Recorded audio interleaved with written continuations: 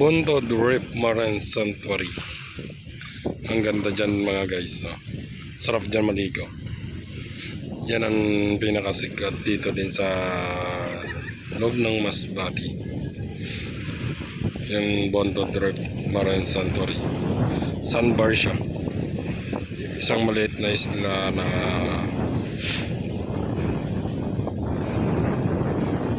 pinakasikat paliguan. Pinupuntahan ng mga tao, turista dito sa Masbate, local man or national. Yan ang pinaka magandang puntahan dito.